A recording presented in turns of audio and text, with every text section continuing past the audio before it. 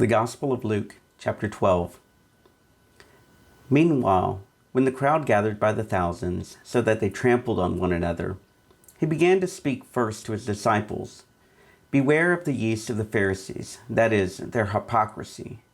Nothing is covered up that will not be uncovered, and nothing secret that will not become known. Therefore, whatever you have said in the dark will be heard in the light, and what you have whispered behind closed doors will be proclaimed from the housetops.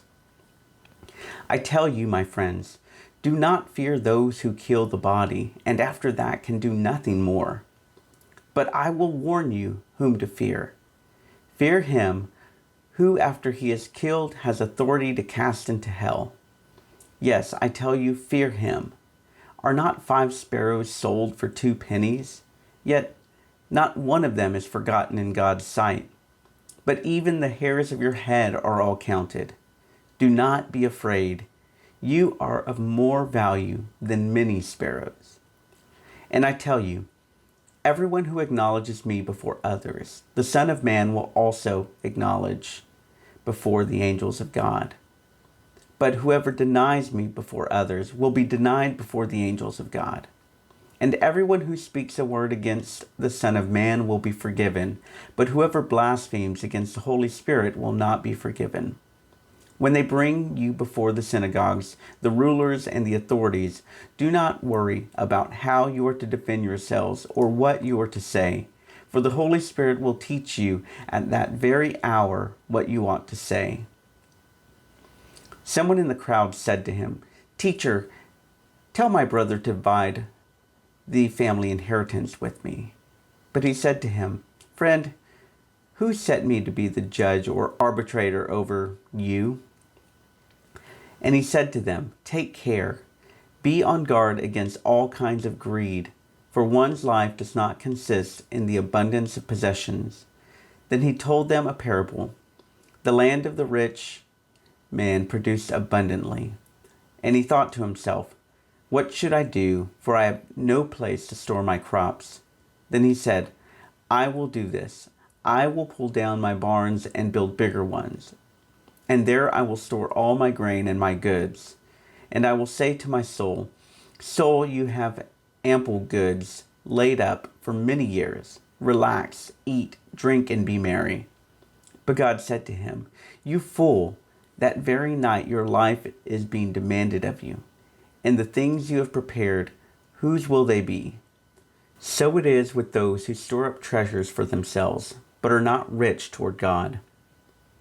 He said to his disciples, "Therefore I tell you, do not worry about your life, what you will eat, or about your body, what you will wear. For life is more than food, and the body more than clothing. Consider the ravens. They neither sow nor reap. They have neither storehouse nor barn, and yet God feeds them. Of how much more value are you than the birds? And can any of you, by worrying, add a single hour to your span of life? If then you are not able to do so small a thing as that, why do you worry about the rest? Consider the lilies, how they grow. They neither toil nor spin, yet I tell you, even Solomon in all his glory was not clothed like one of these. But if God so clothes the grass of the field, which is alive today and tomorrow is thrown into the oven, how much more will he clothe you, you of little faith? And do not keep striving for what you are to eat and what you are to drink, and do not keep worrying. For it is the nations of the world that strive after all these things, and your Father knows that you need them. Instead, strive for his kingdom, and these things will be given to you as well. Do not be afraid, little flock, for it is your Father's good pleasure to give you the kingdom. Sell your possessions and give alms. Make purses for yourselves that do not wear out, an unfailing treasure in heaven, where no thief comes near and no moth destroys. For where your treasure is, there your heart will also be. Be dressed for action and have your lamps lit. Be like those who are waiting for their master to return from the wedding banquet, so that they may open the door for him as soon as he comes and knocks. Blessed are those slaves whom the master finds alert when he comes. Truly I tell you, he will fasten his belt and have them sit down to eat, and he will come and serve them. If he comes during the middle of the night or near dawn and finds them so, blessed are those slaves. But know this, if the owner of the house had known at what hour the thief was coming, he would not have let his house be broken into. You also must be ready, for the Son of Man is coming at an unexpected hour. Peter said, Lord, are you telling this parable for us or for everyone? And the Lord said, Who then is the faithful and prudent manager, whom his master will put in charge of his slaves, to give them their allowance of food at the proper time?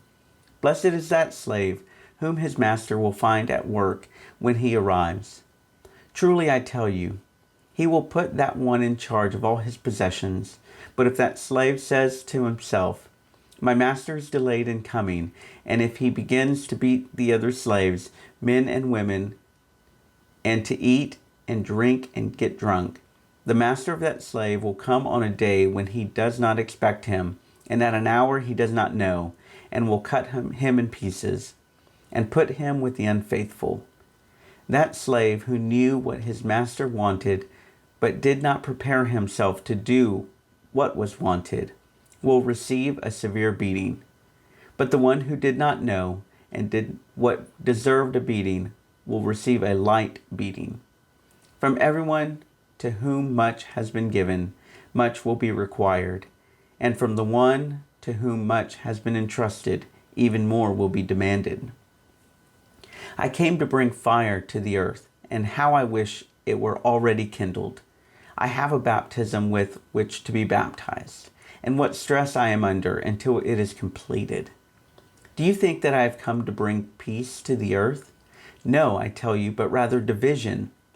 From now on, 5 in one household will be divided. 3 against 2, and 2 against 3, they will be divided.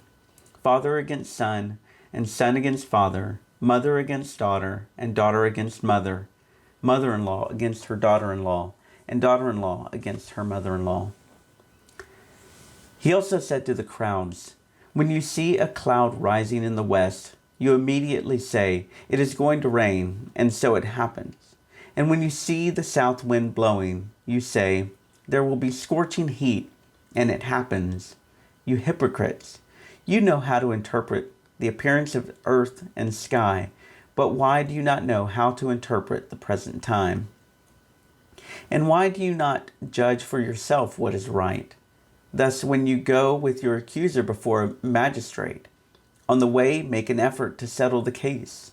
Or you may be dragged before the judge, and the judge hand you over to the officer, and the officer throw you in prison. I tell you, you will never get out until you have paid the very last penny.